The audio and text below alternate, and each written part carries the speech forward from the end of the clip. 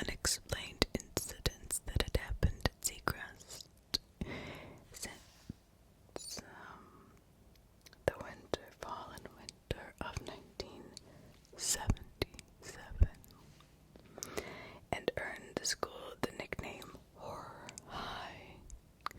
Horror High. Here I will tell you the whole story.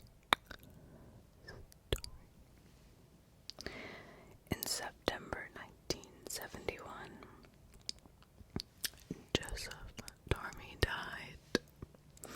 Dormey had been head janitor at Seacrest Elementary since 1958. 1958. 1958.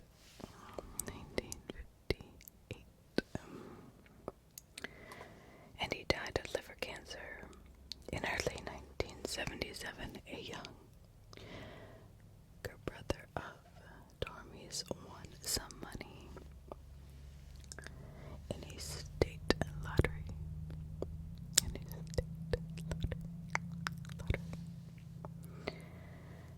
And some of the family decided that some of the money would go towards the construction of a family crypt in Evanston, 10 miles north of Seacrest. 3 members of the Dormey family were disinterred during the summer, and Joseph Dormey's body was removed from his grave in Seacrest Hill Cemetery on September 10th. 5, 1, 2,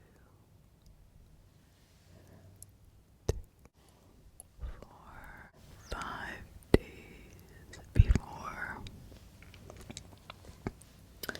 the school year began.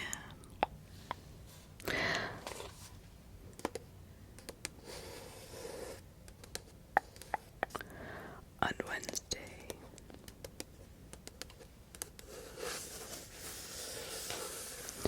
the 14th, a city patrol car driving past Seacrest a little past midnight reported that a light was on in room 21, which fronted the southeast side of the school and looked out on Hightown Road. The officer in the car called the school principal at his home and asked if any staff might have been inside Seacrest. That night there had been a Girl Scout meeting from 6 o'clock to 7:30 in room 25. In room 25, just 2 doors down. 21.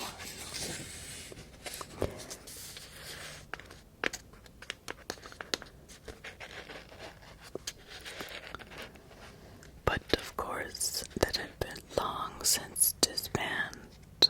The principal agreed to drive 3 blocks to the school and check out the light, as he had a skeleton key.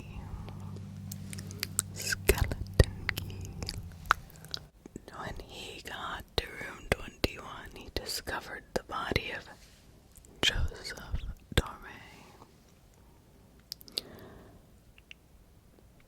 propped up in a chair facing the blackboard. Dormey's body was entirely rotted and could only be identified through the fact that it was missing from the county morgue, where it had been stored overnight until it could be placed inside the family crypt the next day. The body had been in a steel vault, sealed and locked before the mortician left for the day. The principal, Ellis Xavier, obviously extremely distraught and disturbed by the whole situation, called the police back was a break-in in the school, but there were no signs of a break-in anywhere in the school. The police didn't find any fingerprints in their casual dusting. There were signs of foul play at the morgue. Remember, the body had been sealed inside a steel drawer. His lock had been jimmied sometime after the morgue closed at 8 o'clock. Dormey had been taken from the morgue and placed inside Seacrest Elementary sometime between 9:30 and midnight. Police thought that vandals may have gotten the body into the school through a second-story window that had been left open to aerate a newly painted room. Seemed incredibly bizarre.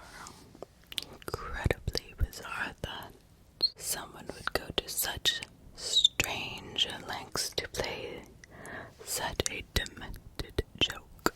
There were no leads. There were no witnesses. Nothing to ever suggest why Dormey, Joseph Dormey's body, corpse, his decayed corpse, was placed inside room 21 in Seacrest Elementary that night. He had no real enemies in the town, and the staff remembered him as a hard worker who truly loved the children at the school. Room 21 was sealed off for 2 days, and Mr. Abier, the first grade teacher who used the room, used another. Word of what happened to Joseph Dormey became immediately distorted among the students of Seacrest, whose ages ranged from 6 to 11 years old. The school administration decided not to tell them what had happened. There was only a very vague sense that something horrific had happened there. Terrible had occurred in their little school. During morning announcement, Principal Xavier told the children that an ugly prank had been played the night before, and he went on to deliver a brief lecture on the evils of vandalism.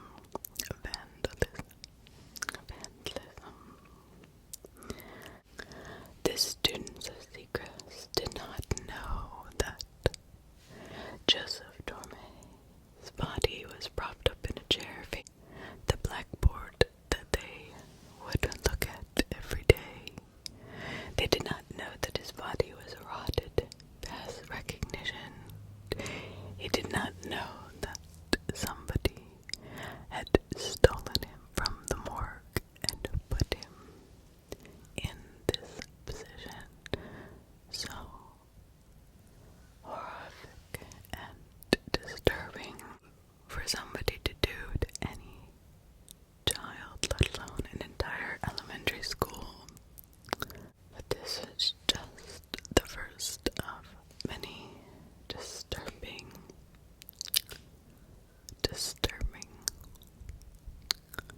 events during the fall and winter. So the students, understandably, were so confused. I remember a girl named Susan, who I saw crying on the playground during recess on that September 15th.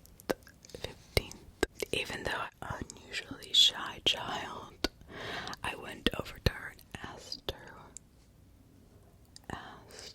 what was wrong. She said she was sad because she had heard that Mr. Apier had been killed, and that was why his room had been sealed off.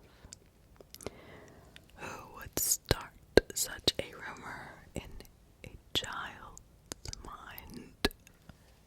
Since the teacher was teaching down the hall, why would this rumor be started? But had he really been there teaching? By lunchtime, for the upper grades, it was all over the school. By the end of the day, every teacher had to tell the class that Mr. Apier was fine. He had just called in sick for the day. Every teacher told this to the class. Everyone went home still in doubt as to what had really happened. But I saw Susan, the girl on the playground, walking home at 3 o'clock, with a group of her friends, her childhood friends. Just a group of children laughing, playing around, and giggling about something.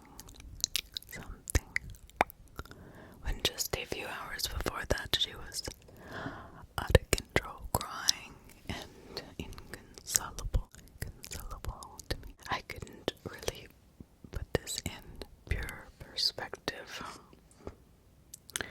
Joseph Dormey's corpse was then taken back to the morgue, checked for signs of abuse, and then placed inside the family vault. 3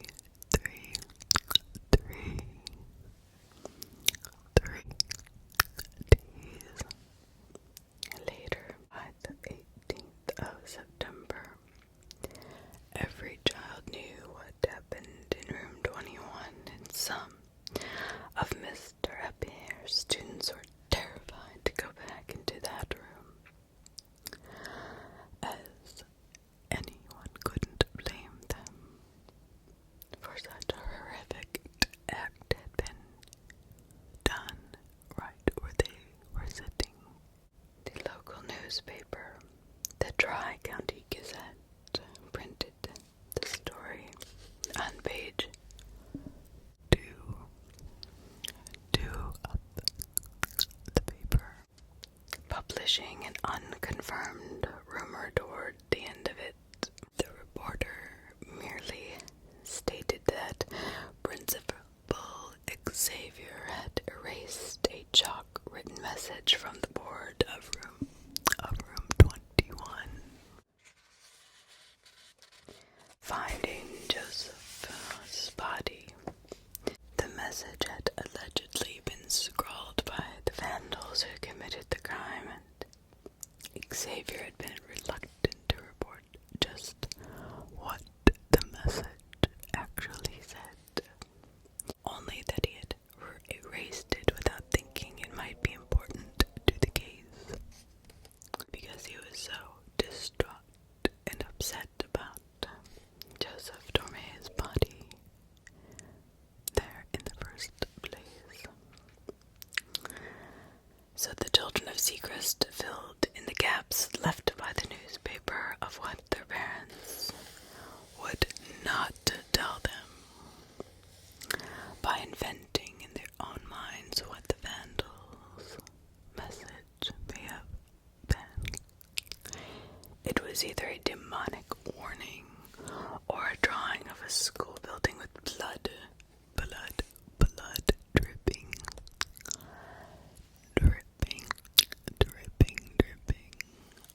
from it. But depending on what you heard and what time of day you heard it, the story would change, just like a child's mind, and emotions change.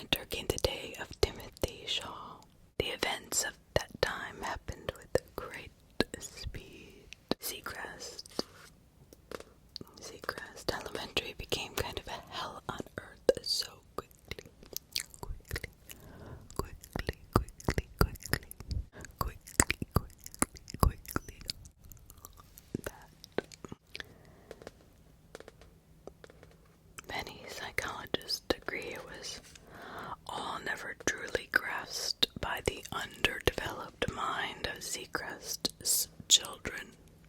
Certainly not mine, my doctor used to say. Certainly not mine.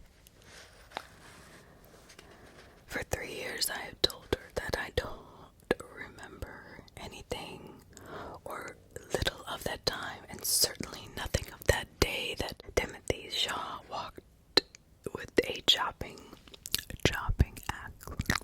axe into his small side classroom where Jean Willette was teaching myself and 2 other students how to tell time, as the rest of her students read dutifully in the adjoining room.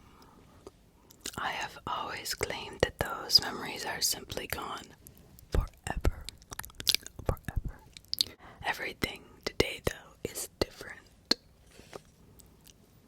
I was a catatonic state, and the catatonia that claimed my mind and my body for 14 days recently had residual side effects of that no doctor could have ever hoped for.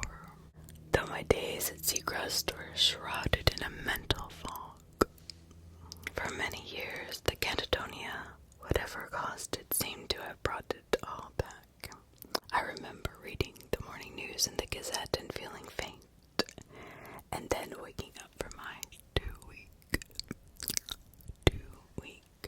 sleep in the hospital. With it came every memory of that time. I have not told my doctors this. I have not told my friends. I must tell somebody.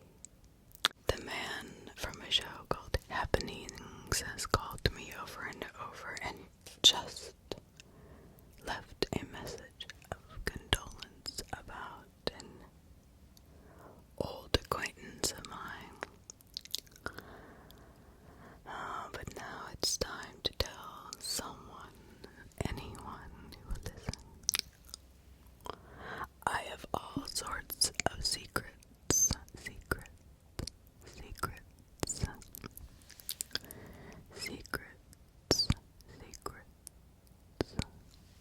And everyone wants to know them. I remember Dormey, Stephen Odom, the fire, and most clearly of all, I remember Timothy Shaw. Of the 3 students who witnessed this crime, I know that only I have the ability to tell what I have saw and what I have heard. This is my last testament on the subject. Seacrest Elementary School was founded in 1957 and was the brainchild of Reverend Hardis Russell, who was the superintendent of schools at the time. It was Russell's idea to move students from a smaller elementary school down the street into a larger building on Hightown Road, to incorporate 6 grades in the building of just 3, dividing upper and lower grades by floors. The first floor would have grades 1 through 3, and the top would have 4 through 6.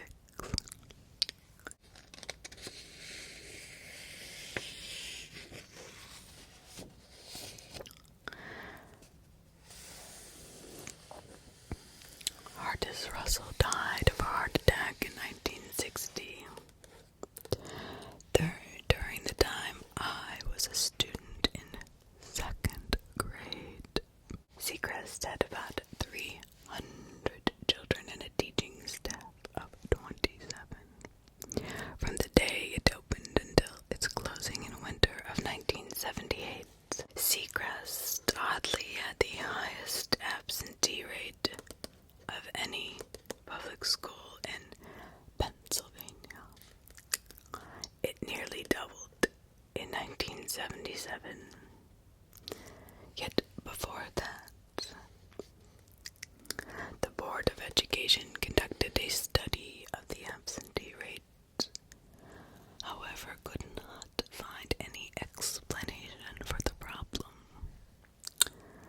school was inspected for hazards twice in the 70s, but still no one could find a reason why nearly 20%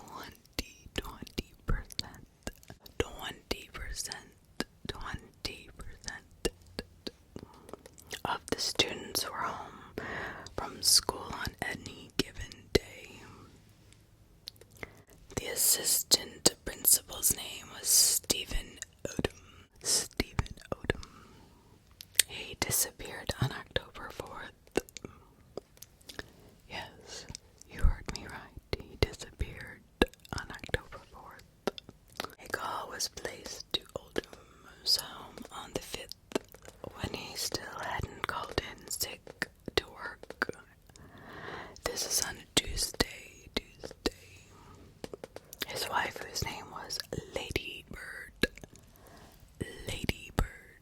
immediately phoned the police when she answered the phone and was told that her husband had still not come into work. She said that her husband Odom had never come home from a fishing trip to Maryland that weekend. The two men who had been with him on the trip said only that they had dropped him off in front of his house at around dawn Monday morning.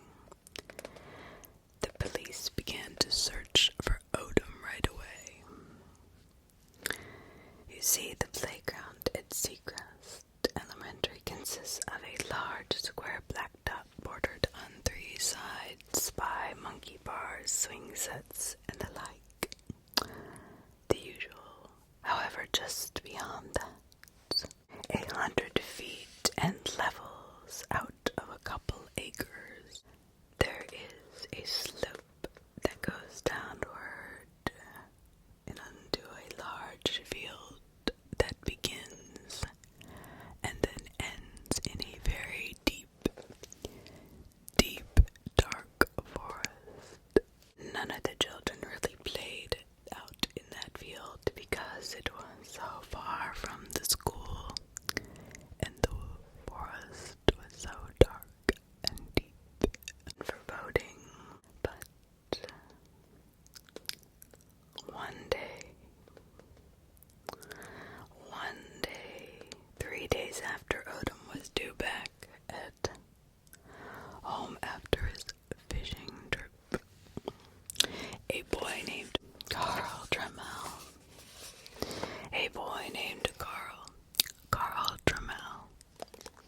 and two of his friends were having a game of catch down near those woods. While playing, Carl noticed two sticks rising up out of the ground towards the western end of the field, and he went over to have a look.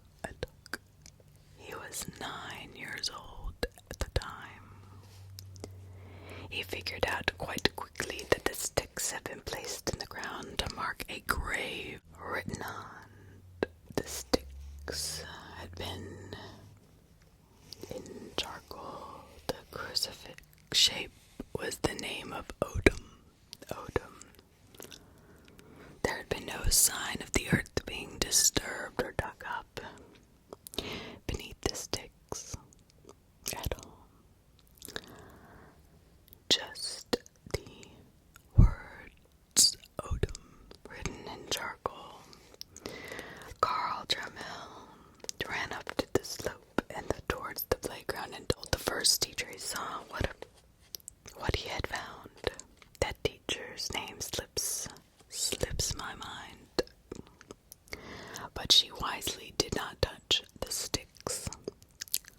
Instead, she went right to the principal to tell him what happened. Alice Xavier had called the police to come check out this grave.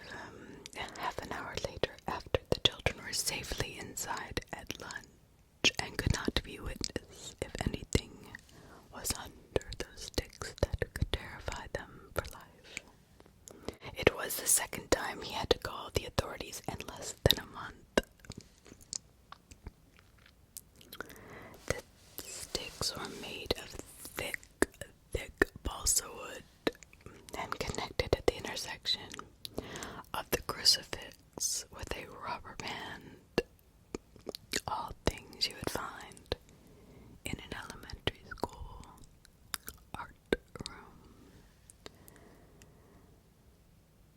Letters written upon them were 4 inches high and perfectly clear. 4 inches high and perfectly clear. There is no doubt that the grave meant something unimaginable. What it meant, and although the ground beneath it obviously had not been tampered with, an area of the field 40 feet in diameter and 9 feet deep was cut out with a bulldozer starting at 4 o'clock that same day after the children had safely left for home. It left a deep pit in the field and made it impossible for the children to play down that way for three weeks. 3 weeks the children could not play in that field. Of course, creating more fear and terror in the little minds of these children, including myself. Most disturbing of all was the baffling result of the fingerprint testing on 2 crossed sticks that marked the apparent gravesite. The only prints found on the sticks, and there were 3 complete sets in all, were those of Steve Odom himself. He had been fingerprinted the previous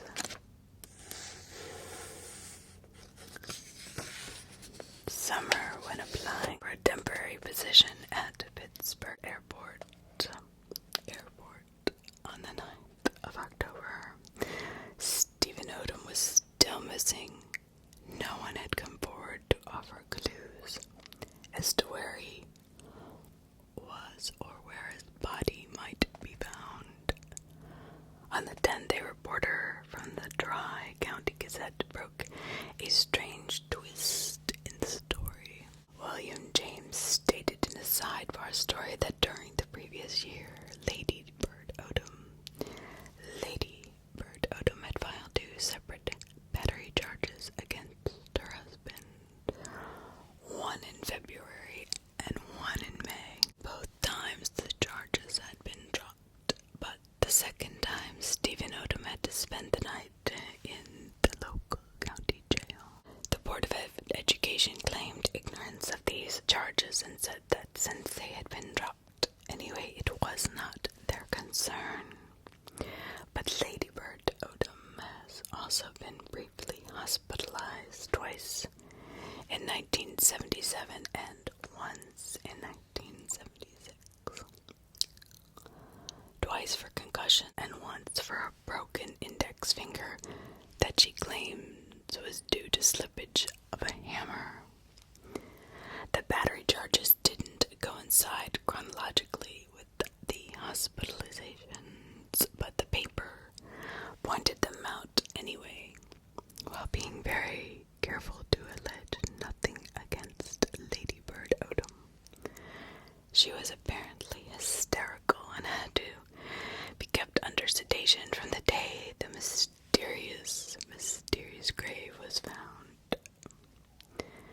But then something odd, very odd indeed, happened. Miss Harris, Seacrest's art teacher, arrived at her room in the morning of the 12th at about 7:30 to prepare for the school day. She didn't notice anything out of ordinary until she went towards the back of the room to get out a ream of construction paper for her first classes art project. There was an easel propped up there where it usually was, but now there was a 12 by 24-inch white canvas resting on it. Mrs. Harris first found it strange that any canvas should be in the room, since she had none for use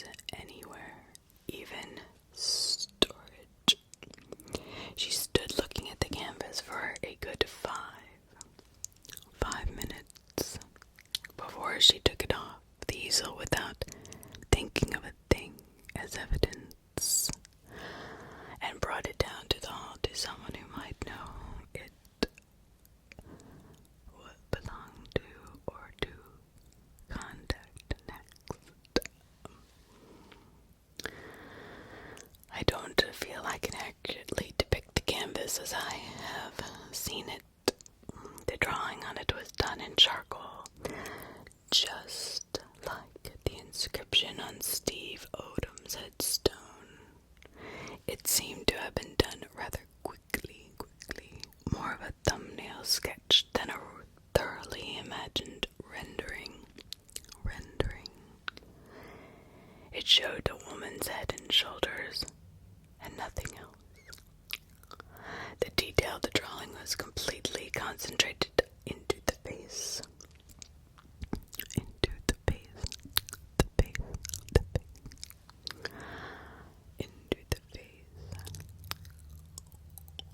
While the neck and shoulders were done in 3 or 4 quick slashes, the mouth of the woman was shown as a frowning, lipless oval in which there were simply far too many teeth crowded in. This gave the woman an animalistic appearance. Something horrible. The teeth were drawn in a rudimentary series of vertical, horizontal slashes. Above them were a crooked nose and some wavy lines in the cheeks, suggesting a haggard expression and advanced age. More like a witch, or some kind of demon.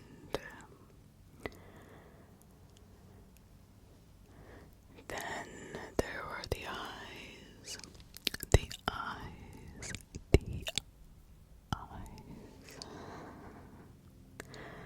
As I think about it now, I start to shake.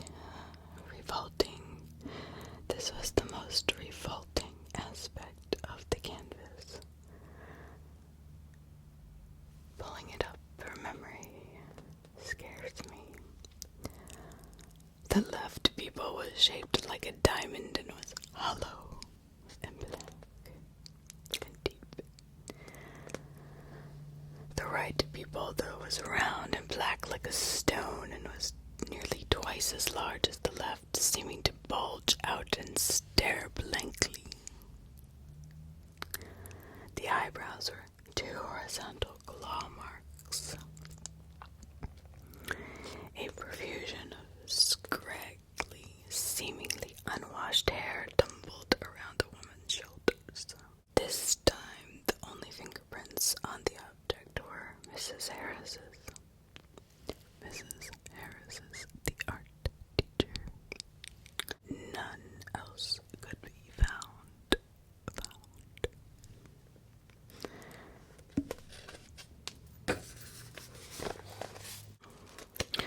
At the time the drawing was reported to authorities, very few of the officers on the Odom case knew exactly what Lady Bird Odom looked like.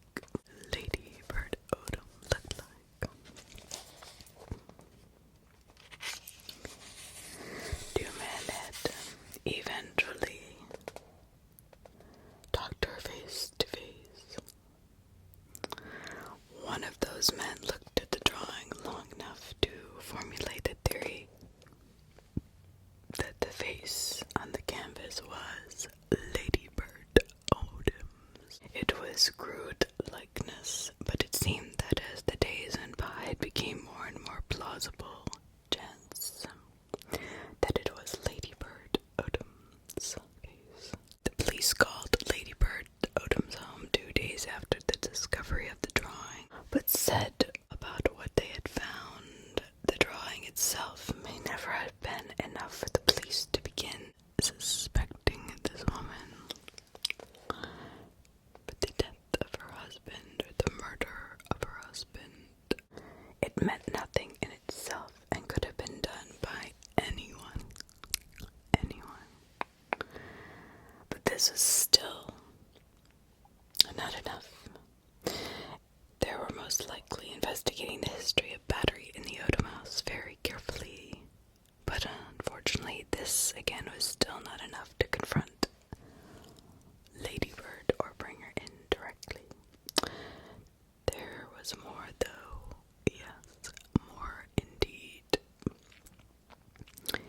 If one looked closely enough into the hair of the woman in the sketch, letters of the alphabet could be discerned sloping from a point above the mutated right eye, continuing down towards the right ear.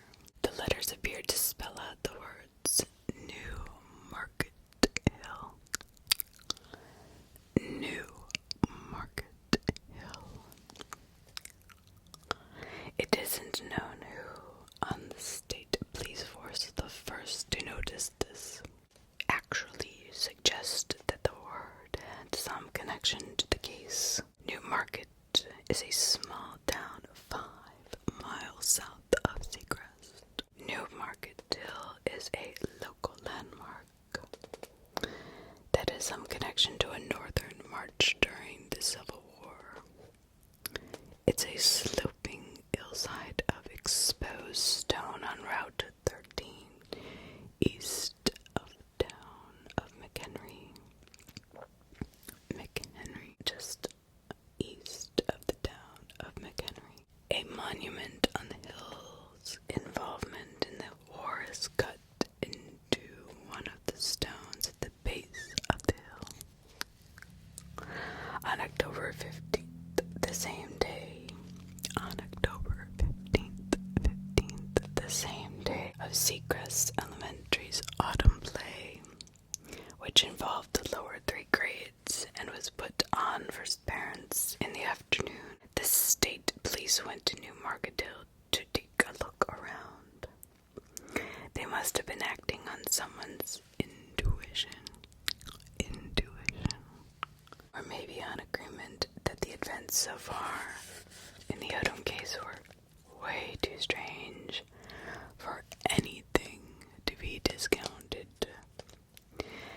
They found something within only an hour, under a patch of loose earth toward the top of the hill, away from the stoniest soil. Shallow digging revealed first an arm, then a torso of the entire body of Stephen Odom.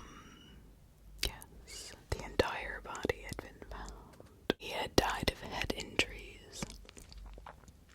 More specifically, blows to the top of the head, to the left of the scalp, and one against the neck. The coroner determined he had been dead for something like 2 weeks. 2 weeks. The watch that his wife had given him for his birthday 5 years before was covered in dirt, but still ticking. Odom's death jolted the children of Seacrest to the lower grades. The assistant principal was a kind of all-seeing God to fear and respect. The principal himself was seen very little, and so was a concept of great horror to everyone under the age of 12. He was associated in our minds only with punishment. But Odom, the assistant, was always in the hallways, going from room to room. Sometimes and just sitting in on classes, listening, smiling at the kids, and vanishing again. He was an idol of sorts. Joseph Dormey had never been known at all to any child at Seacrest, but Odom was, and his murder frightened us to death. For most of us kids, it was the first lesson we ever had in death. The incident was in the newspaper for more than 3 months, torturing the minds of us all. It might have passed quickly into memory, but the body of evidence pointed towards Ladybird Odom.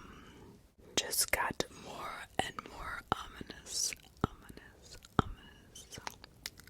There was no mention of the mysterious drawing in the newspaper. The police inquiries into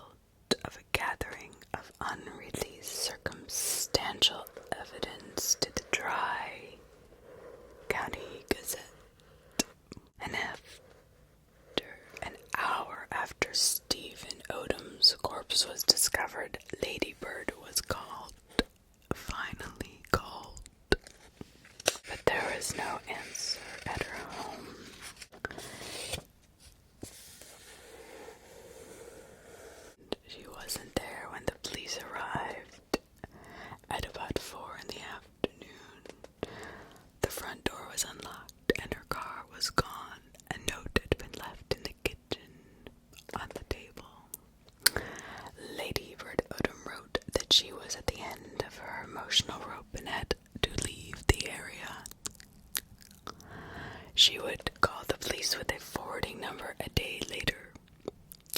That day came and went, and the police began to actively search for her as they had once searched for her husband. Calls to the hotels in the area revealed that she had stayed the night at a Holiday Inn in Dorsey, 50 miles west of Seacrest, and had checked it out early. The authorities coupled this fact with some conflicting statements that she had initially given them, and suddenly she was considered a fugitive from justice. But justice never found her, Miss Lady Odom. It has been 18 years since Stephen Odom was murdered, and the police lost all traces of Lady Bird Odom. After she checked out of Dorsey Holiday Inn, she had been a housewife for 9 years, but somehow managed to elude the police like a professional criminal. In the months that followed, other events at Seacrest began to overshadow Stephen Odom's murder.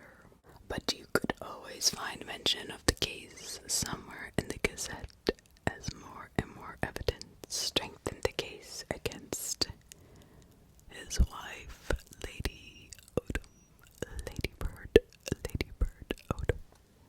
Lady Bird Odom. Basic forensic evidence started to pile up against her, and neighbors began to claim that Odom had beaten his wife a number of times during their marriage. This made it seem certain that she really had finally killed him upon his return from a fishing trip.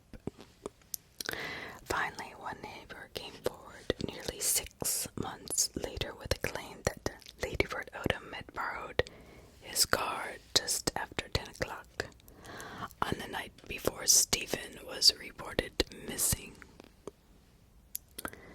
That she had borrowed his car the night before her husband went missing. Half a year went by before the neighbor discovered a large garden trowel.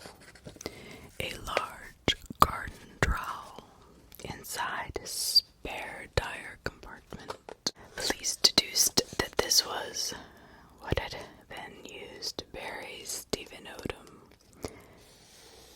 The actual weapon, murder weapon, was most likely a baseball bat or something similar of the sort, but it could never be found.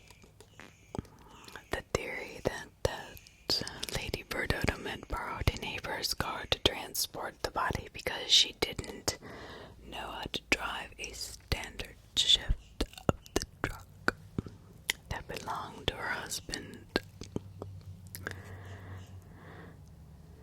I remember very clearly that no memorial service was held at Seacrest. There was no announcement of his death or moment of silence as for during the morning messages. Such a thing would have been too problematic for our young minds. The facts of the case were learned osmotically through our parents' rumor and television.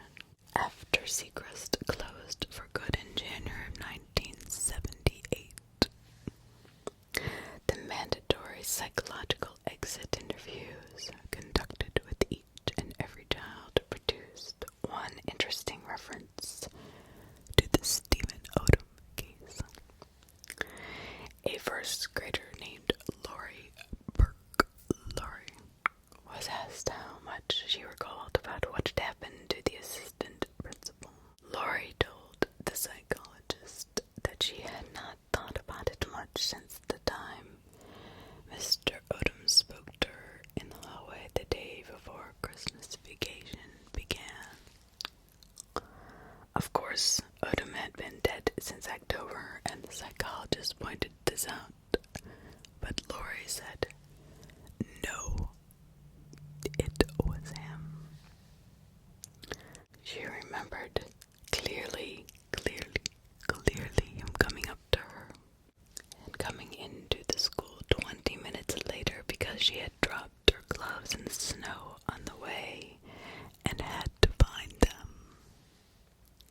She ran inside the school, terrified that she would be in a lot of trouble, and Odom had been in the empty hallway, putting a hand out for her to slow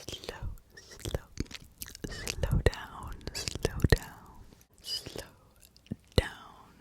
Not really having any true conception that Odom had died months before, Lori claimed to have walked toward her classroom, accompanied by him. She said he had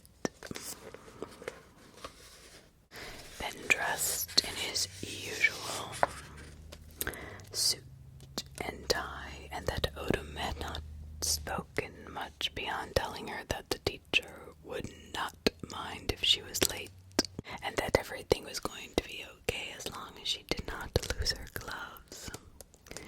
Then he turned and disappeared down the hallway, and she never saw him again. The exit interviews were taped, and Lori was recorded 3 different times saying she was positively certain it was Mr. Odom who walked her to her class that day. But she never saw him again and only became truly aware of the fact of his death when the psychologist told her of it. Her talk with the unknown adult was considered just a mistaken identity and not even a delusion. And she wasn't referred to any other doctor after Seacrest closed. And she was transferred to Guthrie Heights, along with most of the other children, including myself. I did not know of her claim when I was in 2nd grade and didn't learn about it until long after we both had graduated and moved on. The 2 sticks marked on our assistant principal's grave and the charcoal sketch of his wife had been incinerated into our minds over a decade ago, but since there's no statute of limitations for murder, they may still be locked away as evidence in the state's case against Lady Bird Odom, who is still wanted for that murder and who I am certain will never be located in this lifetime. As I write this, there is a bottle of pills on my right breast pocket. The pills are known by the trade name Enzapam. I take 2 a day. They were prescribed for me by my doctor, who likes me to call her Sam since I came out of the Catonia 4 days ago. They're very similar chemically to Valium, and anti-anxiety medication. And it was explained to me by Sam that it would be a very good idea to take them pills to thwart any sign of a breakdown. So yes, I take them. Sam has been my doctor for a little over 3 years. 2 years into my therapy, she came up with the idea that I do my own extensive research into Seacrest Elementary's history. Since then, I think she has done little but poison me with the platitudes and enzapam. But I knew right away that looking into Seacrest's past was just what I wanted to do. I have so many details about the place, mainly due to a single book, The Untold Stories of Seacrest School, as it was written 4 years ago by a reporter from the Phoenix Daily Journal named Rourke Billings. Billings was 29 years old when he wrote this book, 3 years younger than I am now. I have been to many libraries and made many phone calls, and I can say without much doubt anymore that it's the only full-length account of what occurred at Seacrest in 1977 ever printed.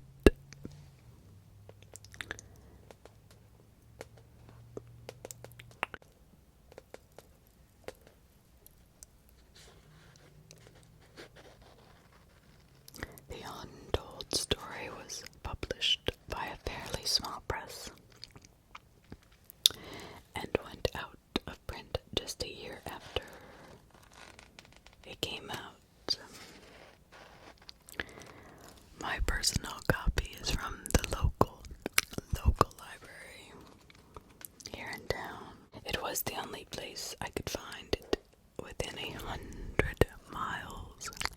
100 miles. I've read it twice and I think it's all there. Although it's filled with contradictions and inaccuracies. Billings, you see, gets many things wrong. But he reveals some things I never knew about. I myself am mentioned twice, very briefly, and both times in conjunction with the two other witnesses to Timothy Shaw's attack on room 15, whose names are Louis Laird and Philip Darby. Louis Laird and Philip Darby. Rourke Billings called me personally about a year before the book was published and asked if I wanted to answer a few questions, and I said no. Apparently all of us declined. All three of us declined to be interviewed. At least, we are never quoted in the Untold Story. It is not a very good book, and to call some of its claims outright lies would not be out of line.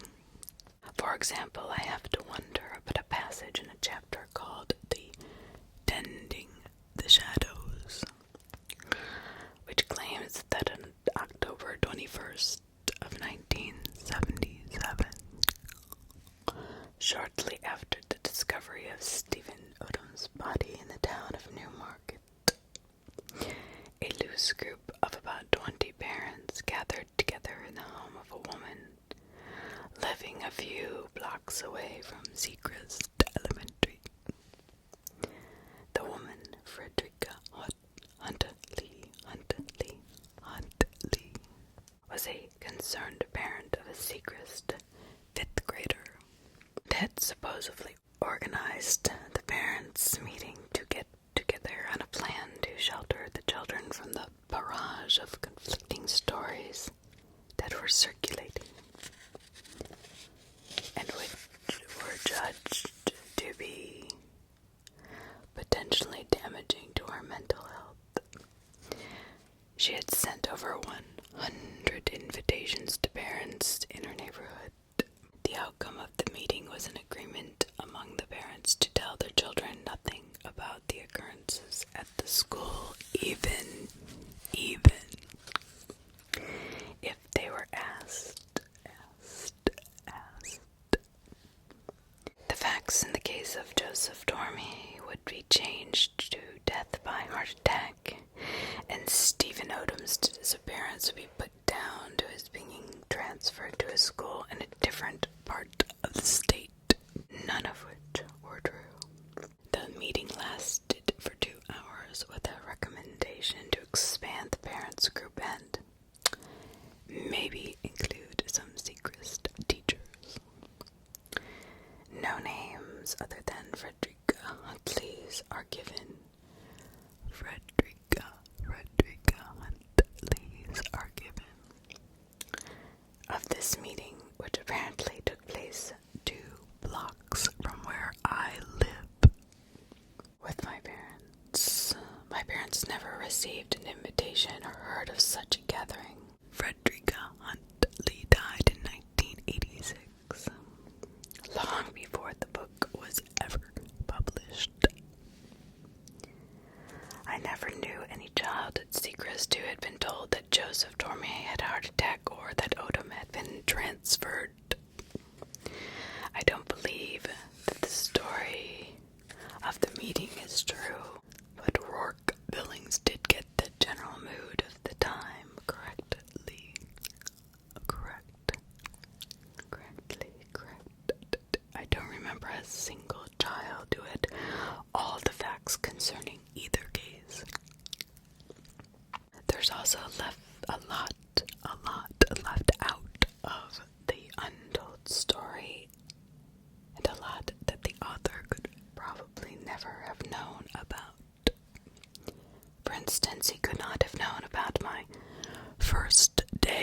Seacrest as a first grader at a Sarah Brown kindergarten a mile to the north.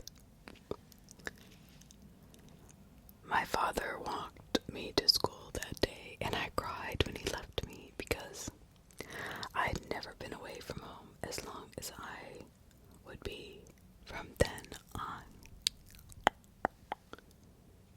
I entered the front doors alone and more than 20 minutes later, late because my father had gotten the times wrong on the bulletin that had been sent to our house.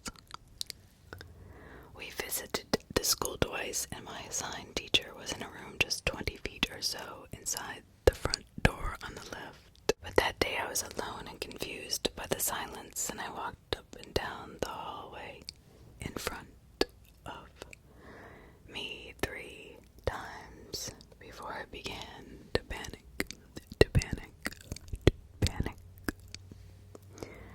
I knew the name of my teacher, but I could not find the room. Every door was closed. I could hear no sounds. It was so desperately silent. So in exasperation and a futile event of fear mixed with trauma, I found a door leading to a stairwell and went up one flight in hope that someone would be upstairs to help me, that someone would be in this school. I remembered that stairwell hooked around to the left and was cluttered with ladders, sheets, and buckets of paint. There was a small renovation project underway in a section of Seacrest Elementary that had not been used for 10 years or more, and I was not supposed to be in that stairwell. I can tell you that right now. I went through a yellow door and found another corridor.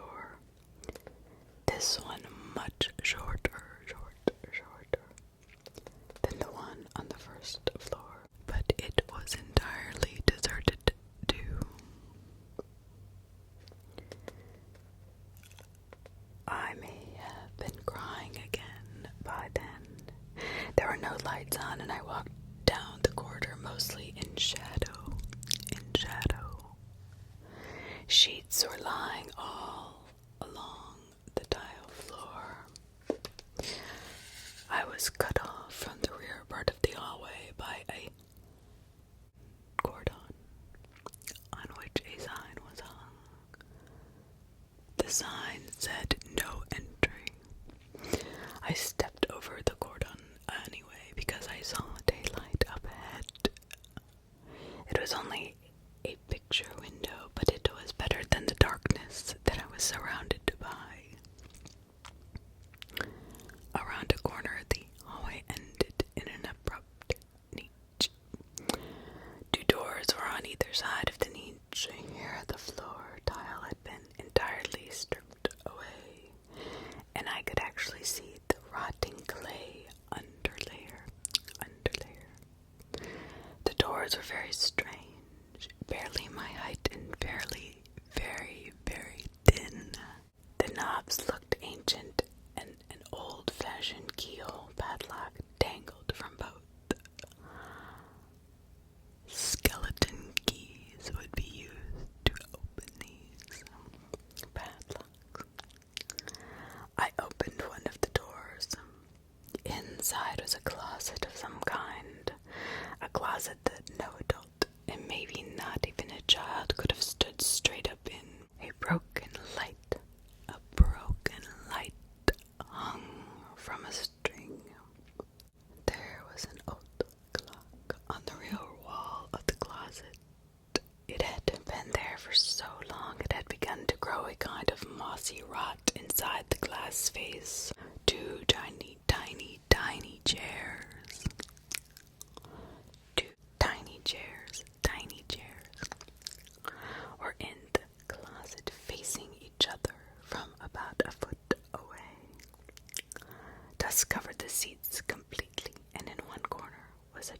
sneaker, no bigger than mine.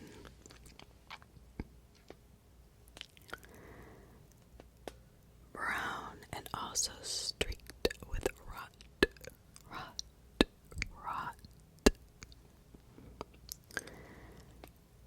I immediately pictured myself inside that closet.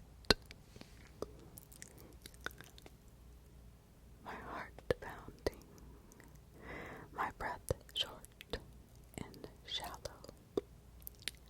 Facing the wall, I would be, or some other student who had broken the rules, locked inside with me. We were suffocating. The walls.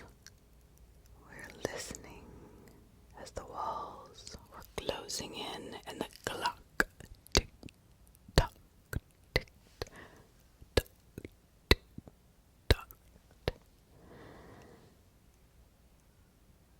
We were in the dark with just the clock, hands ticking the time away. Minutes passed. I turned and ran.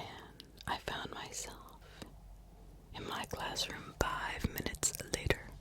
As I turned and ran, and then I found myself in my classroom 5 minutes later, and I never went up those stairs ever again.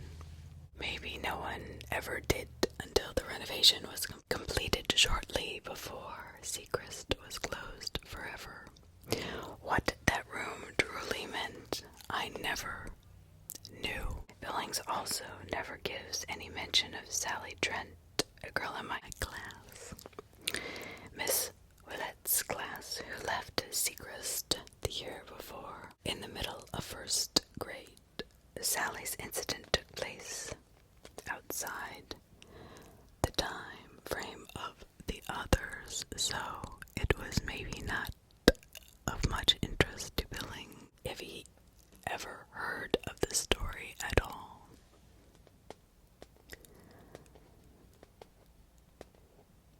There's no reason why he should have. In itself, it was an anecdote hardly worth noting, except to me who still remembers her. Sally was a slightly handicapped girl who sat at the front of the class and left early each day.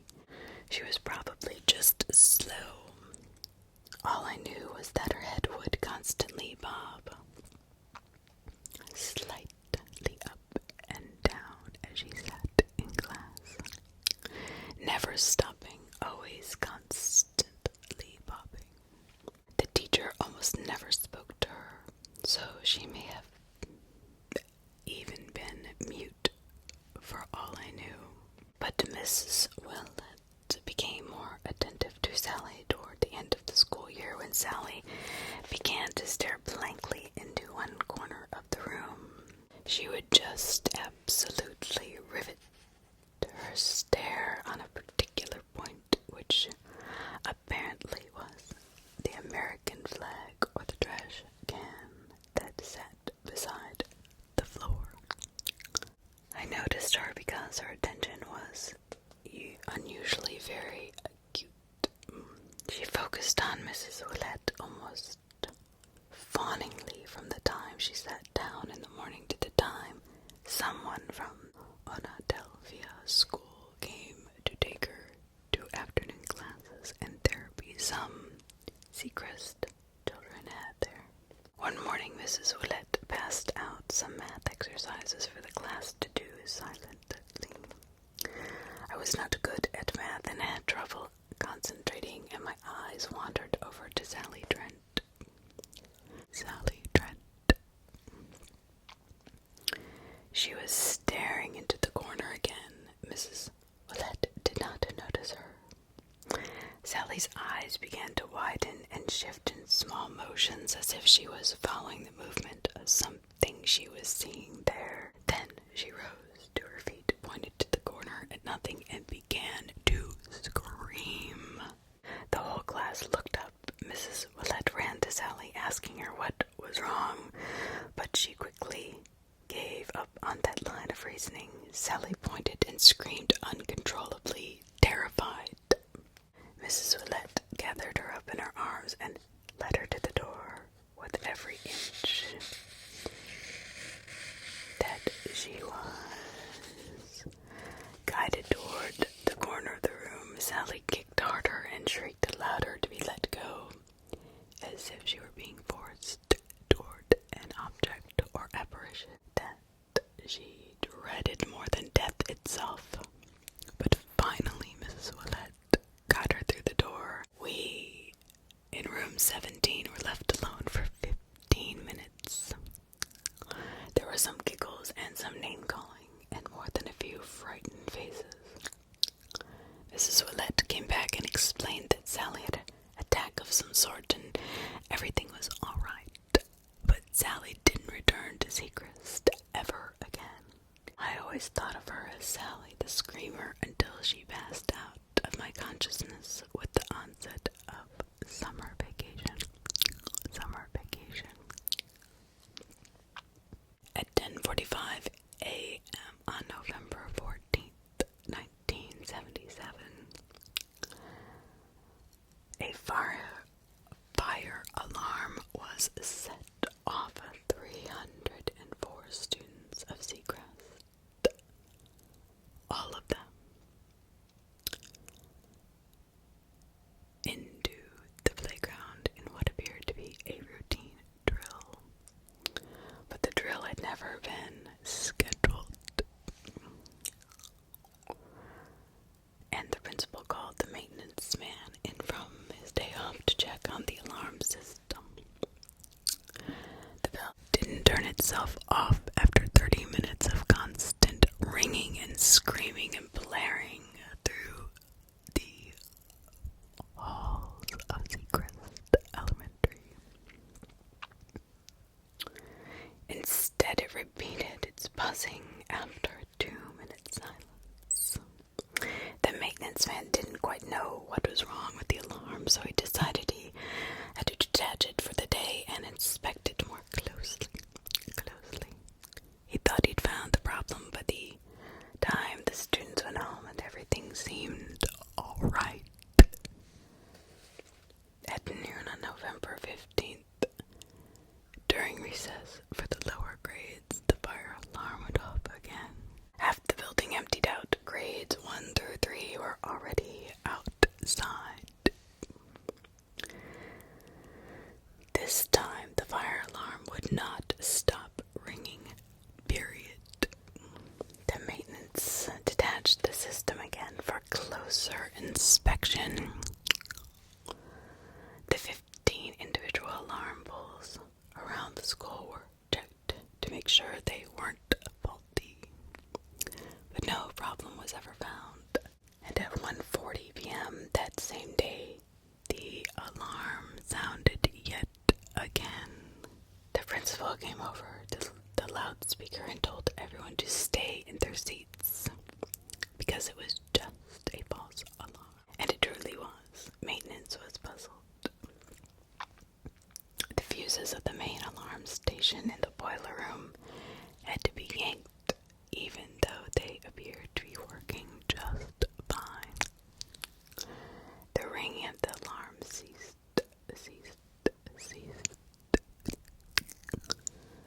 The next day, the state sent over a safety supervisor to look at the alarm system. The alarms were setting themselves off every 20 or 30 minutes. The safety supervisor decided to unhook the entire system for one day for schematic testing and possible replacement. The pull boxes were disconnected too, just in case. There were no operational alarms when the students came back to school on Friday morning. Coincidentally, that Friday saw the highest one-day absentee rate in Seacrest history. 35% of the student body stayed home. At 10:35 a.m. on November 17th, the 5th grade teacher on the second floor in room 51, named Erica Els,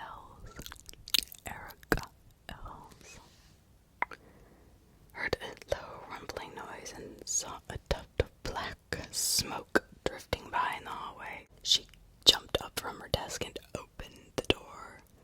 The rumbling became louder. She moved 15 feet down the hallway to an unused room. Room 57. Room 57.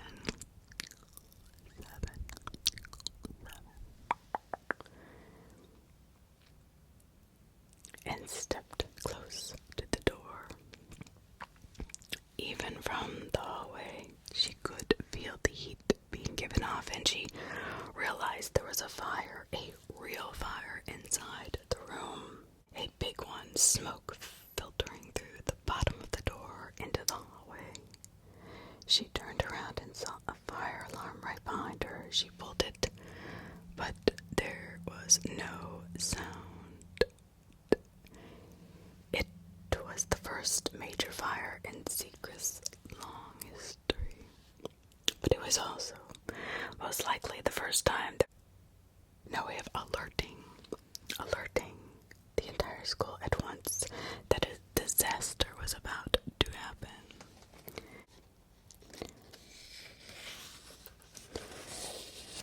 Mrs. Eric Ells ran into her classroom and told the students to line up quickly at the door. Quickly at the door. The children were already panicking. They could hear the rumbling from room 57.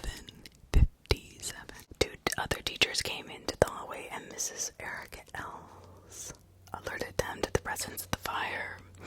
30 seconds later, most of the upstairs classrooms had emptied into the hallway, and the kids were headed for one of two stairwells leading to the bottom floor. By the time half of the children were down the stairs, the door to room 57 had caught fire and was almost entirely eaten through. Children who saw the flames screamed and started to run.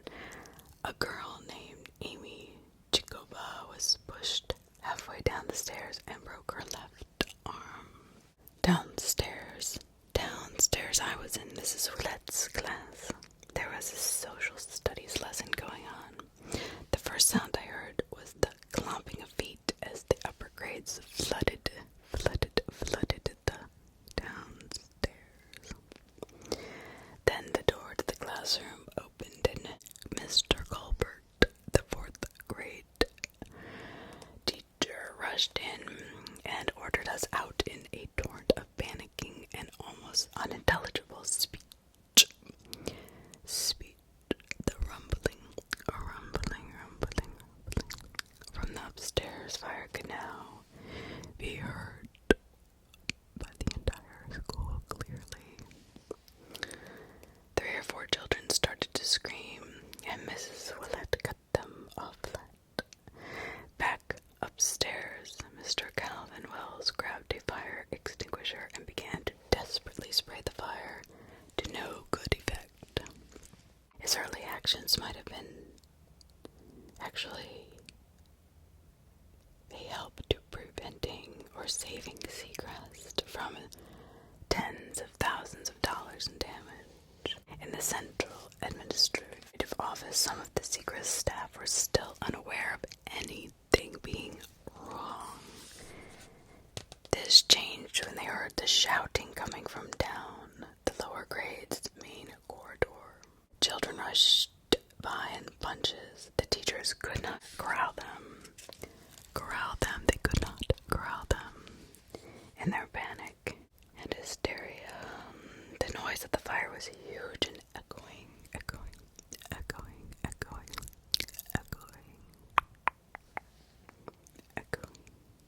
The noise of the fire echoed.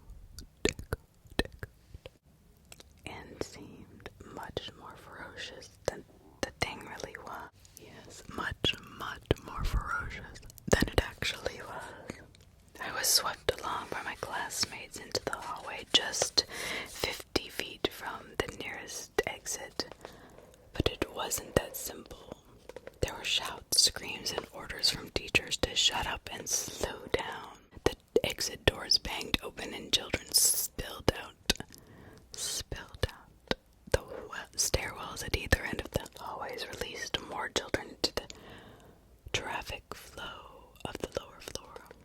They ran into each other and tripped over one another in panic. It was suddenly a mass trampling. That is when I was pushed to my right into a bank of lockers. A bank of lockers. A padlock struck my right cheek. Something shrieked into my ear. I kept moving blindly. An adult's hand steadied my shoulder, and the hallway became very bright. Out of the door and onto the playground, but the stampede continued. The scene was utter chaos. Still no alarm bells rang. A secretary called the fire department from the inner offices in the center of the building. 2 minutes later, I could hear the sirens. No one was really sure what had happened in room 21, Mr. Epierre's room, where the body of Joseph Dormey had been found 2 months earlier. For some reason, the children there went out of the windows. In room 21, the children had jumped out of the windows. None of them would later say they were encouraged to do this. Maybe the horrifying sounds coming from the hallway made them believe that there was no other way out. They were the slowest to get out of the building, even though an exit was closer to them than anyone. 7 of the children sustained nasty cuts from a broken window. One child named Daniel Graldi lacerated his scalp and came out onto the playground blinded by the blood, but otherwise he was alright. The last person out of the building, Mr. Epierre, who had gotten out later than even Mr. Wells, who had attacked the fire. The playground was a grisly scene of weeping, shouting, and hysterics. I was merely stunned, not quite sure what was going on. I collapsed to my knees at one point, intent on sleep. I was told later that I sustained a mild concussion. About 20 injuries altogether there were that day. Some of them barely severe, but no one was permanently hurt or killed. The ambulances arrived quickly after the 5 fire trucks. The children, teachers, and staff were out on the playground for 2 hours. The fire was put out within 10 minutes. Room 57 was destroyed, but no further damage was done. The parents came to collect the children. The principal was left to explain why no fire alarms were operational. He managed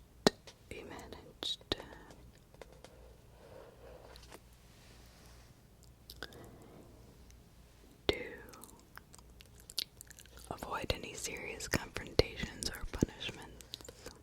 It was the county that later bore the brunt of the accident. 2 news crews arrived at Seacrest right after the fire trucks came. They were there even before the first of the injured were taken to the hospital. A man from a tiny local newspaper, the Sun Courier, took a couple of photographs that entered the Seacrest legend. 3 weeks after the fire, the photographer's assistant claimed that the photos had been damaged in transit between the lab at the newspaper to the copy room in the adjacent building. Because of this mistake, the only photos printed by the courier were of the damage in the room of the bad playground after the fire. The photographer was devastated. He thought that he had gotten 2 truly shocking photos of Seacrest Elementary.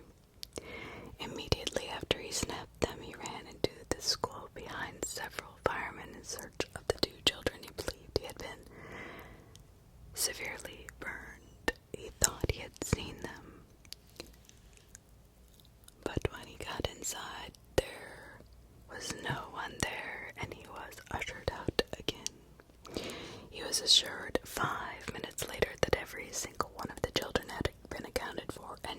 suffered any burns. He walked away very puzzled and very anxious to see what came out of his film, which he then gave to his assistant for developing. 3 weeks later, the assistant gave him the 3 photographs after admitting that he had kept them so that the Sun-Courier would not publish them. So 3 weeks after the fire, there was no reason to publish them in the Courier because the article had already been published without the photos. There really had been no burn injuries during the fire, and every single one of the children had been accounted for on the playground. The photographer, his assistant, and soon all Seacrest were utterly perplexed by the photographs. Not even Rourke Billings could acquire the rights to the ones I'm talking about. They were printed a month after the fire in a small, now defunct magazine called Inspire. It was a monthly Northeast news and sociology magazine that prided itself on featuring fine news photography from around the East, capturing the photos. It said beneath them, each one of the same subject at 2-second intervals, explained that it was the school fire in Pennsylvania, and the 2 children in the photos had recovered from their injuries, which were not as horrifying as they seemed. Inspire is the only place the photos were ever seen. The photographer, Leslie Mortison, refused to reprint rights to every organization that asked. The injuries depicted in the photos were indeed truly horrifying. Mortison shot them looking in through the main lower grade entrance. The door to that entrance had 2 wire mesh windows that allowed a dim view of the interior hallway. Mortison took the pictures with a telephoto lens, then ran across the blacktop and opened the door to find no one inside. The 2 children can be seen in the photos. Their hands are pressed against the mesh glass as if they were trying to get out, but could not. The child on the left appears to be about 6 or 7, maybe 8 years of age. The identity impossible to make out. It's even questionable whether it's a boy or a girl. The child's hands are clearly on fire from the wrists up. Another child right next to him or her is obviously taller. The age can't be determined because the child's head is entirely engulfed in flames. Above the shoulders, there's only a bulbous mess of fire, and the child's hands rise from the window to beat on it to no avail. Someone with a persistent imagination could argue that you could see the naked contours of the lower skull. It almost seemed as if there was no flesh at all there. But this can only be seen dubiously through a magnifying glass. The casual viewer is spared such detail. All that is there is the death of 2 children. 2 children. The doors at which they bound for release were never locked, barred, or blocked at any time of the day, and yet they can't get out. A day after the photos were published in the magazine illegally, Leslie Mortison claimed everyone in Seacrest went looking for Inspire. It wasn't difficult to find. I saw the photos fairly quickly. My parents bought a copy and accidentally left it in the kitchen cupboard when they went out shopping one day. The cause of the fire, never determined. Beginning when I was 13 until I turned 20, I was addicted to a drug called Onavil, which is essentially Valium at a 20% lower barbiturate content. I did not realize I was addicted, and neither did my parents, until around the time my father died, when I was 19. very sick after I was taken off the drug because of a minor head injury. I was in the hospital for 2 months. Apparently, Onafil should have never been prescribed to people with a family history of low blood pressure. My mother had lied to my doctors about the family history in order to preserve my well-being.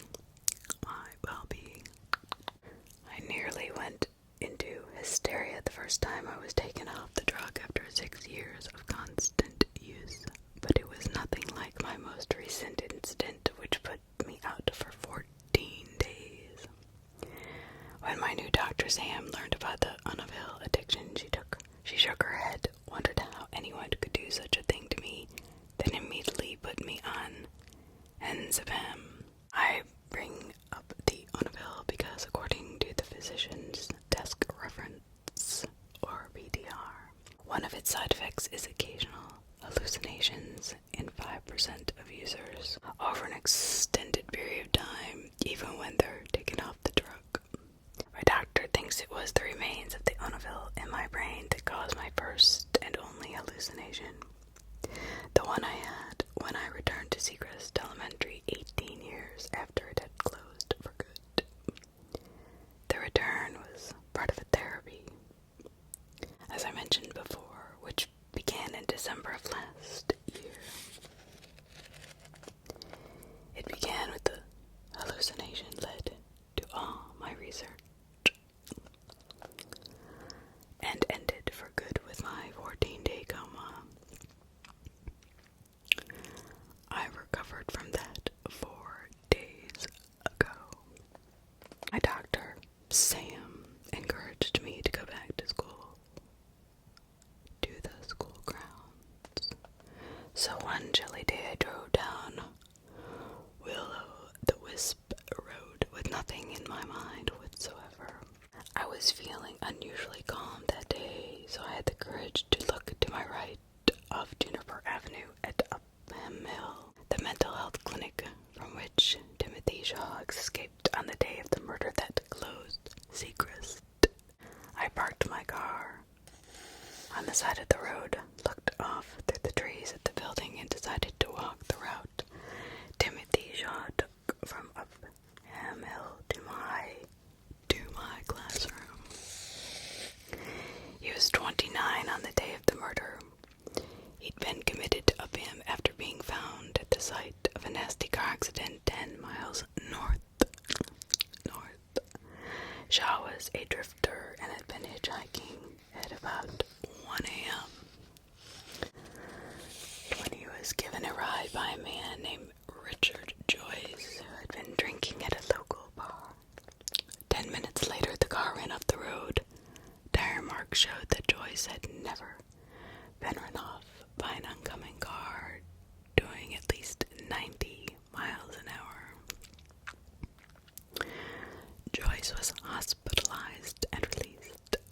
Shaw had not been wearing a seatbelt, but he was completely unhurt. But he couldn't be coaxed from the car. He'd left a halfway house in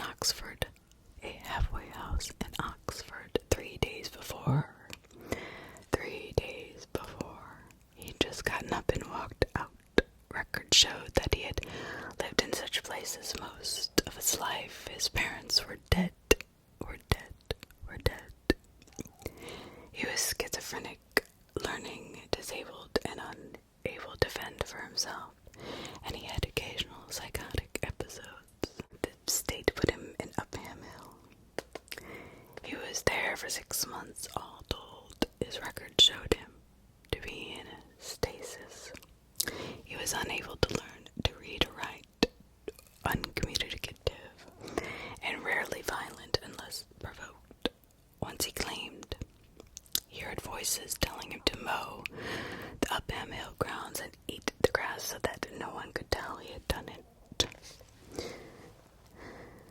He was put on and off Thorazine during his stay. On December 19th, he slipped out of the rec room at about 8 a.m. Unbeknownst to the nurse on duty, there was no other security he had to get by. The worse was it. After that, it was only a matter of finding an exit without being spotted by any of the staff. There were no clues as to why Shaw chose that day to suddenly leave or why he headed for Seacrest. Until the day he died of cancer 3 years after the attack, he spoke not one word to anyone about anything. After the murder of Jean Willette, he became totally mute. He didn't even complain of the terrible pains as the cancer dug into his stomach, making him cough up blood. On the day I went back to Seacrest, I climbed over a short fence and walked up a wooded incline to the east wing of Uphill Crest. Upham Hill. I stood for a moment at the doorway from which Shaw had departed. He had walked down the hill, avoiding the fence, and headed east. He found a marshy patch of land that led down into a tiny, muddy ravine, and after that, the road to Seacrest Elementary. The property beside the ravine belonged to a cattle rancher. It was there that Shaw walked amongst the cows, most likely, found a chopping block and an axe dug deep into it. Shaw took the axe and crossed the road, then crossed the playground leading to the lower grades entrance. Nobody saw him, even though he was 6 feet 5 inches tall, wearing blue coverall and carrying a short-handled chopping axe in his hand. After the attack, they stripped him down and found nasty bruises on the back of his legs. Other patients at Upham Hill described Shaw sometimes sitting on a bench outside, swinging his legs forward and backward daily, just idly back and forth, the way a bored child might do, letting them fall against the bench. Shaw would do this for hours and increased the force of the lazy swinging motion, seemingly unconscious of it, and until maybe he was doing it hard enough to severely bruise the back of his legs, he never complained about the pain.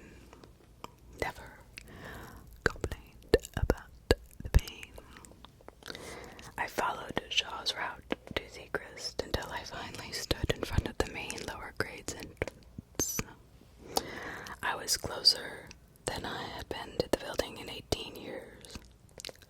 On the day I left 2nd grade, none of us knew we would not be returning to the school. It is impossible for me to tell just when my hallucinations began, since the scene between the reality of standing there and the sudden images that came over me was so flawless. My doctor might think it was the Annabelle come back to haunt me. Myself thinks it was just Seacrest, standing there just the way I left it. There was some graffiti and a lot of weeds, but not much else to mark the passage of time. I pulled on the door, it opened, having no right to open.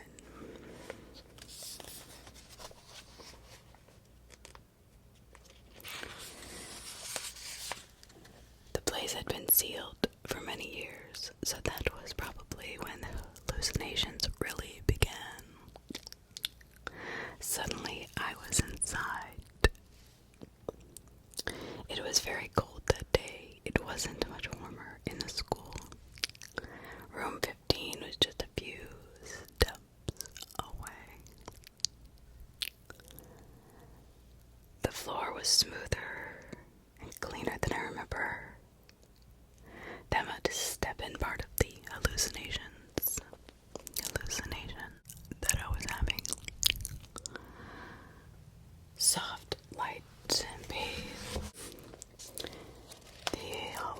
overhead, bulbs locked in tiny mesh cages, bulbs that would have been removed or simply broken by 1980 at the latest. But they were there. Locks had been taken from lockers, so no more than a week after the school closed for good were hanging from their holes. Impossible. I made nothing of these impossibilities. They were so real to me, I could not think at all. A man came from out of the shadows down the hall. He walked towards me.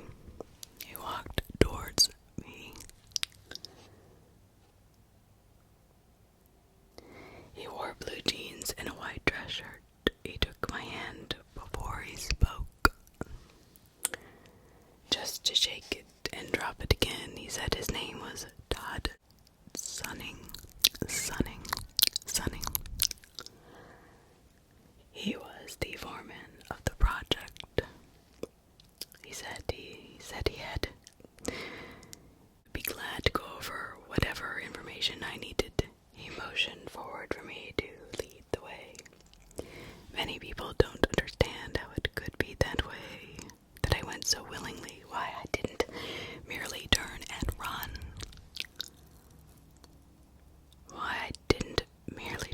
I actually don't remember. I can only say that there is an acceptance that comes with utter ignorance of what is truly real.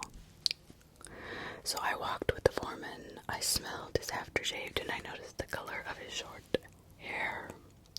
I heard his footsteps on the tile. I think about his name sometimes, but I can't imagine where I had ever heard the words before.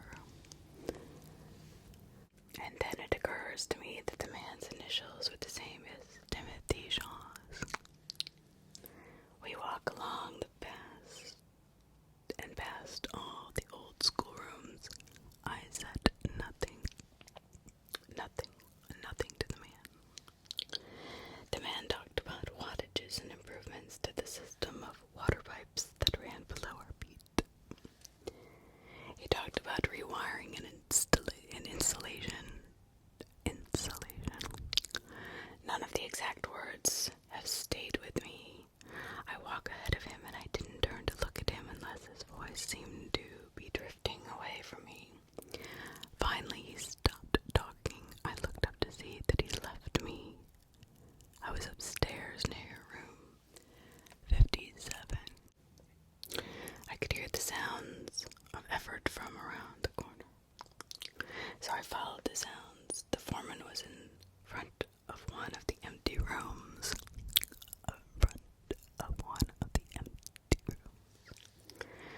On his hands and knees, he was stuffing a towel against the bottom of the door. Water was leaking through it. He looked up and said it wasn't a problem and that they had foreseen that eventually.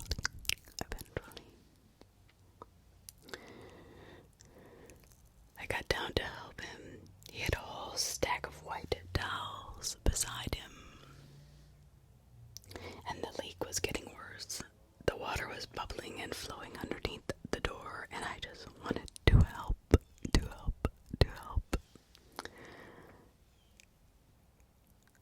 But he turned on me and ordered me to stand aside. The water behind the door became strong enough to force it open. The foreman shouted and stepped away.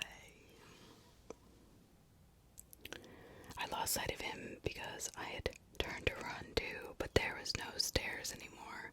I could not reach the bottom floor. And then at once I was underwater.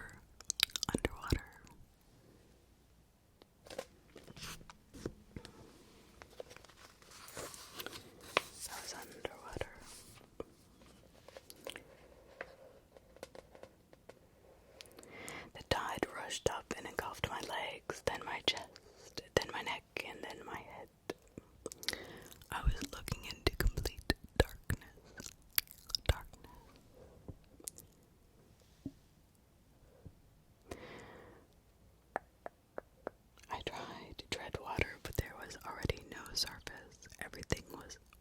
oppressively black as I felt my feet rise off the tile floor, carried away by the swelling of the water. My head was cocked to the ceiling. The next thing I was aware of was walking down Route 7, which is a 4-lane stretch of highway running towards Plattsburgh and Savage. I was on the shoulder. Consciousness had returned to me all at once. Already walking. It was like I was in a television program that had turned on in the middle of a scene. After 8 or 10 steps, I stopped and looked around me. Cars rushed past. I decided to keep walking towards a phone. It took me an hour and a half to find one, and I was soaked from head to toe. My hair was wet, matted down, wet, and my clothes stuck to me. I was soaked because Lake Artemisia was less than a quarter-mile away. I had gone to Seacrest, but wound up hallucinating and maybe trying to drown myself. My motives for going to the lake were foreign even to me. Of course, there's no actual proof that I was ever there, but I smelled of salt water. When I told Sam of the episode, she took it as a signal to stop my research into Seacrest. She wanted to check me into the hospital, but I refused. I was getting healthier and healthier. I knew it.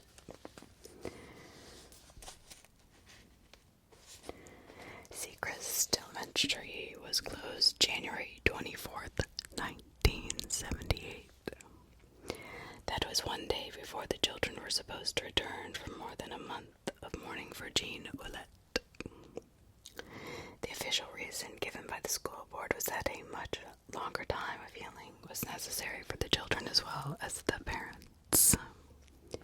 And sometimes I'm certain that at least one, maybe more, maybe all of the 14 school board members came to some sort of silent agreement about what was happening at Seacrest.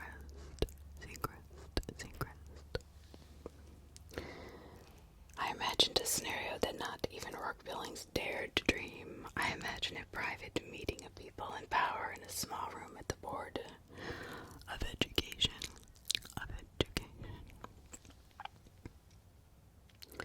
Where the word curse was spoken freely and without fear of retribution.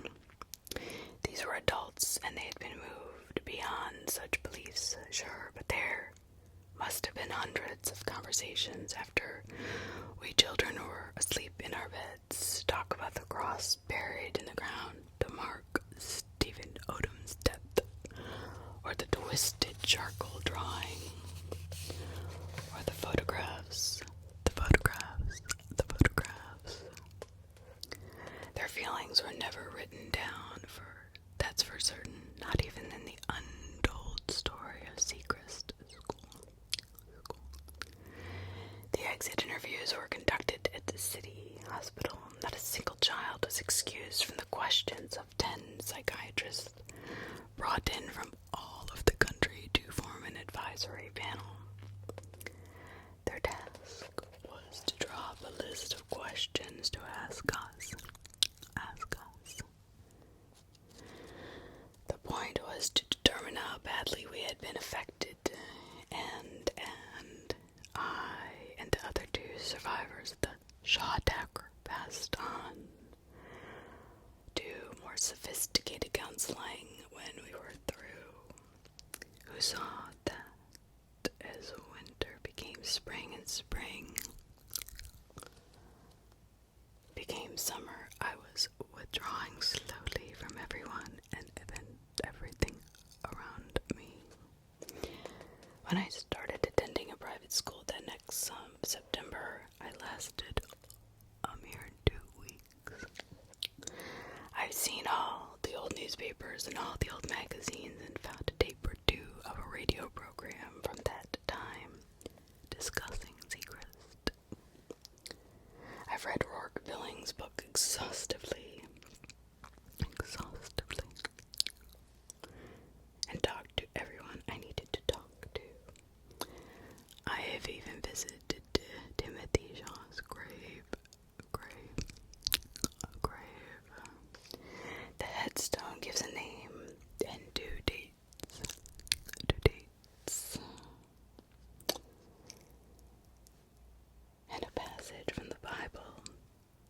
was finished with Seacrest, I thought with Seacrest when Don Quested, the host of Happenings, called me at home on May 4th, 3 days before I collapsed in the middle of my room and entered an unexplained coma that lasted 14 days.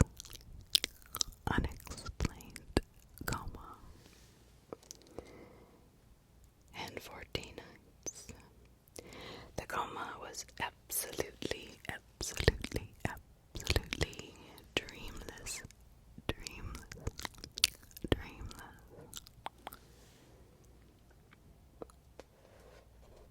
And when I woke, I realized it again. I am Seacrest. This is the last part I could write about. Don Quested identified himself, sounding very cordial, and I asked if I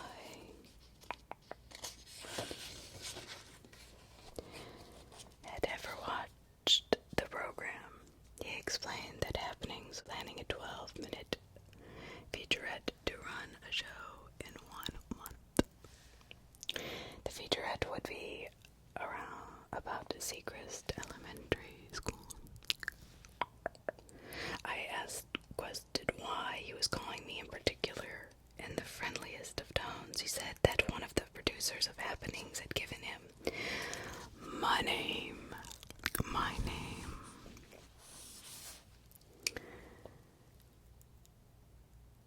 and told him in passing that I was one of the survivors of Timothy Shaw's crime 18 years before. I asked if he had called the others. Quested said no. It was his understanding that the others had been extremely explicit about their desire to have nothing to do with that past, to the point where Lewis Laird's family lawyer had been assigned the task of deflecting any occasional requests for interviews or quotes. Quested said he was hoping I might be able to give him some insight into what had happened. Every story on Happenings credibly proved that it was real, that it really happened that way, and I was a witness. I had actually seen what took place inside room 15. I told Quested that I had no memories of what happened in that room, that it had been obliterated in the way memories often are for people in tragic accidents. The last thing I remember was going into the room to be taught how to read the hands of a clock, and that was it. On the other side, I remember waking in a hospital room unscathed. I think I should have been offended to his basic journalistic instincts by offering sympathy. They could never find out what happened in room 15. Quested told me that they would indeed find out. He said that if I could not help the show, maybe Lewis Laird could. They were having trouble locating him, but without my testimony on the show, they didn't have much choice but to bypass his lawyers somehow and submit an aggressive request for his side of the tale. It was at this point that I openly challenged Don Quested. I warned him that he must never, ever contact Lewis Laird about the issue, because he had been so greatly affected by the events at Seacrest, and he would be greatly disturbed by the call. It had even gone so far as to have his name legally changed when he was 21. I asked this cockroach if he was aware that there had been 20 suicides since Seacrest closed down, which meant more than 5% of those children had put guns in their mouths or swallowed pills or drowned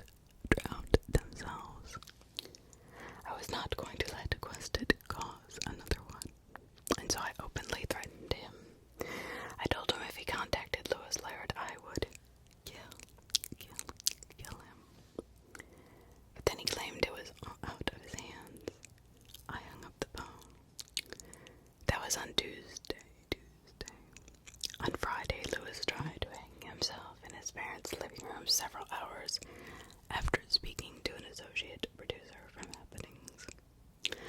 On Saturday, that day after I was crossing the room to place the newspaper containing this news in the recycling box, my legs went out from under me. I collapsed and slipped from unconsciousness into a coma. A coma.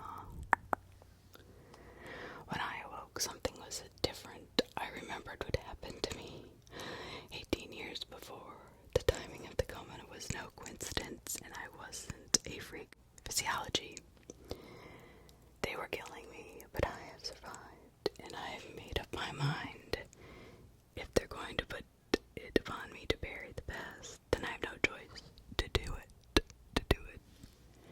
Because this is never going to die, not even with me, not even with Lewis and Philip and every last student who ever went to that place.